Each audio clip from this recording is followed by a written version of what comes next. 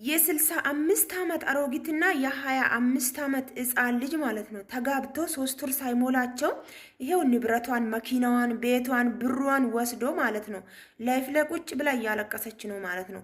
ሮዚ ማለት ነው ልቡኮ ቀሽቲኮ እያለች ማለት ነው። ልቤ ያንተ ውስጤ እኔ ካላንተ ህይወቴ ባዶ ነው እያለች እዚህ ቲክቶክ ላይ ስታወራ ሰው ሁሉ ሲስቅባት ማለት ነው።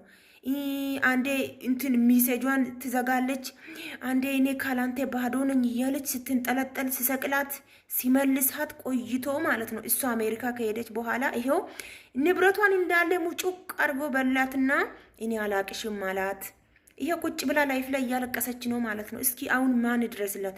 የዛን ጊዜ የኦሮሞ ህዝብ ማለት ነው ታይ ሮዚ ሊበላሽ ነው ሰውዬ፣ ሁሉም የኢትዮጵያ ህዝብ ታይ ሮዚ ሊበላሽ ነው ሲሏት አልሰማ ብላ ይሄው ዋጋዋን አገኘች። ሲጀመር የሰው አይን መጥፎ ነው። ባሎቻችሁን ይዛችሁ እዚህ ቲክቶክ ላይ አትምጡ። ስትመጡ እራሳችሁ ኑ። የሰው አይን መጥፎ ነው፣ ትጣላላችሁ።